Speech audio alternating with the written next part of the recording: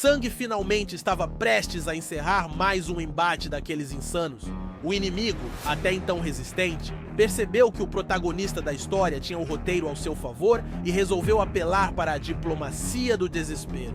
Rendição na base do "por favor, não me mata". Sung, claro, achou estranho. Um segundo atrás a criatura queria arrancar sua cabeça e agora estava no modo "pelo amor de Deus, brother, só quero viver". Quando Sung retirou o capacete do inimigo, eis que surge uma revelação daquelas.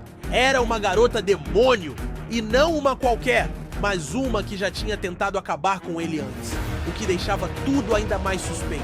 Mas, no espírito do "vamos ver onde isso dá", Sung decidiu poupar a moça. Só que, é claro, mal ele deu as costas e a demônia já quis meter a facada metafórica e talvez literal nas costas dele. Se não fosse por Tusk, o escudo humanoide mais útil da história, Sung teria virado estatística. No entanto, ao invés de insistir no ataque, a garota resolveu apelar para o segundo estágio da técnica da sobrevivência: cair de joelhos e implorar perdão. Ela ainda prometeu que dessa vez, juro de dedinho, nunca mais tentaria matá-lo. Sung, com aquele olhar 49% sereno e 51% "se tentar algo, eu te deleto", perguntou se ela poderia conseguir permissão para ele avançar no andar. E surpresa, a resposta foi sim, contanto que ele a deixasse viva. Olha só, temos uma barganha. Enquanto isso, no Japão, o caos estava instaurado, as formigas gigantes estavam passando o carreto na população, transformando a ilha periférica em um verdadeiro festival de destruição. Os caçadores locais estavam tendo um dia difícil, e a humanidade, um daqueles momentos de "será que não dá para resetar e começar de novo?". Voltando para o Sung, ele e sua mais nova aliada relutante seguiam viagem. A demônia finalmente se apresentou. Seu nome era Ezil, a filha mais velha da família Hiro. Nome fino, título pomposo, mas a pergunta que não queria calar era outra. Ela também escutava aquela voz interna mandando tocar o terror nos humanos? A resposta foi um surpreendente não! Diferente do esperado, Ezil não recebia ordens de exterminar ninguém, apenas de proteger o local. Interessante? Sung, sempre atento aos detalhes, perguntou há quanto tempo ela ouvia essa ordem. A resposta? Desde que chegou ao castelo. Antes disso, ela vivia no reino demoníaco. A conversa seguia de boas, até que Ezil começou a dar um bug estilo NPC quebrado. Ela tentava continuar falando, mas de repente, erro 404, memória não encontrada. Sung viu que a garota entrou no modo processando e do nada desmaiou. Talvez tenha sido emoção demais, talvez tenha sido programação defeituosa, mas de qualquer forma, ali estava ela, apagada no meio do nada. Enquanto Sung lidava com bugs demoníacos, a Associação dos Caçadores continuava analisando o problema das formigas no Japão. Depois de um belo relatório recheado de estatísticas assustadoras, eles chegaram à conclusão óbvia: se as formigas aladas começassem a voar mais longe, o Japão estaria tão ferrado quanto o restante da ilha.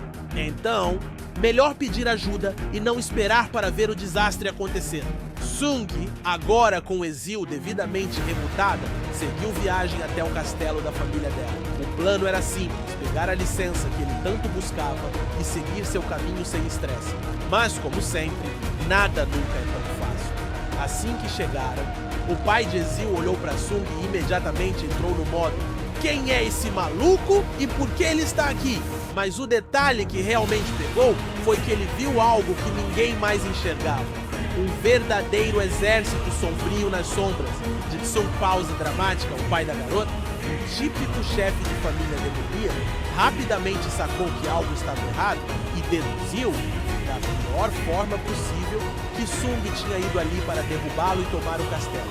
Porque só pode. Ele nem esperou uma explicação e já mandou a galera cercar Sung com espadas afiadas apontadas para seu pescoço. Clássico erro de julgamento. Sung, completamente tranquilo, só disse: olha, não tenho interesse em derrubar ninguém, só quero a licença e tô vazando. O pai de Ezil então parou, respirou fundo e se lembrou de uma fofoquinha quente que circulava pelo reino.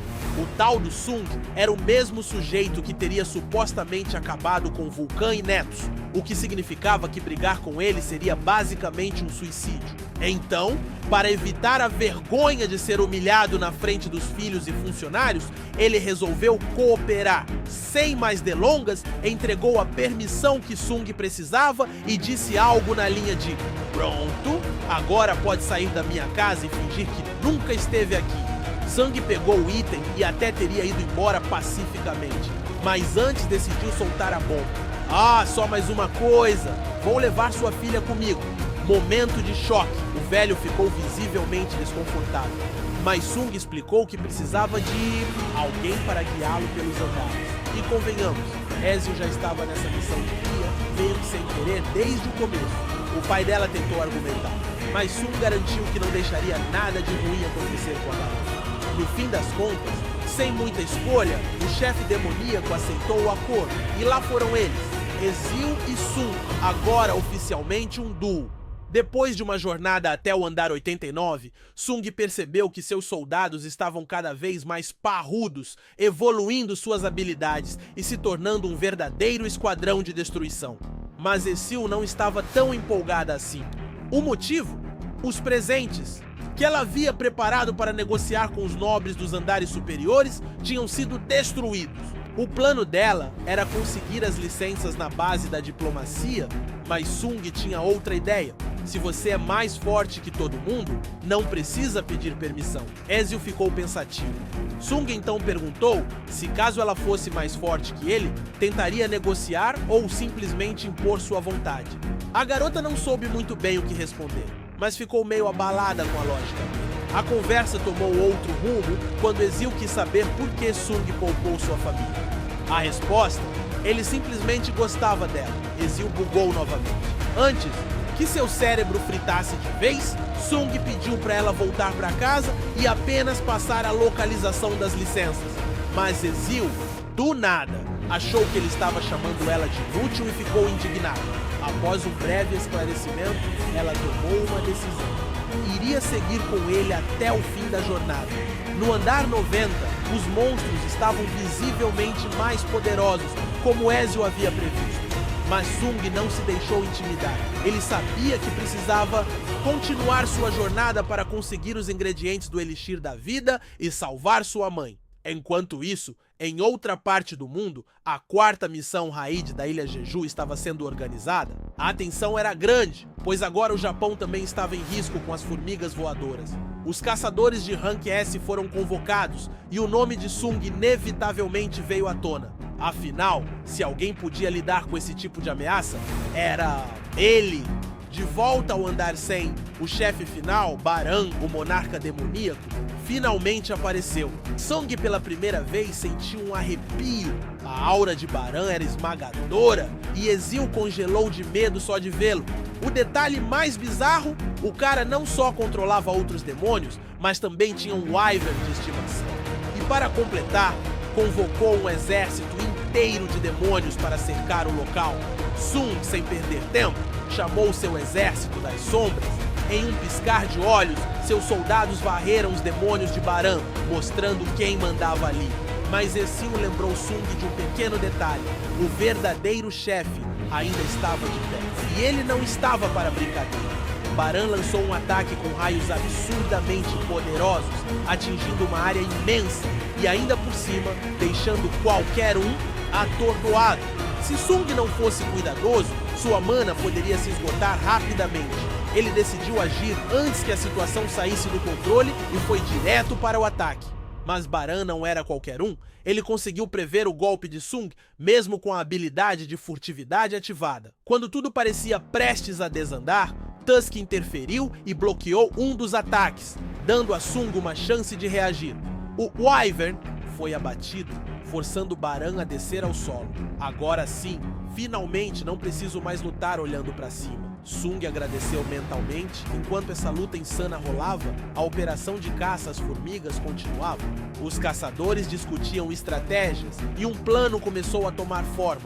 O objetivo era eliminar a rainha o quanto antes, porque sem ela, as formigas ficariam sem direção e morreriam com o tempo. Sung, por outro lado, enfrentava dificuldades. Contra Baran, sua mana chegou ao limite e, para piorar, ele deixou sua adaga escapar. Em um momento crítico, Ezreal jogou sua espada para ele, distraindo Baran por um segundo. Foi o suficiente para Sung liberar sua energia assassina e partir para o ataque final.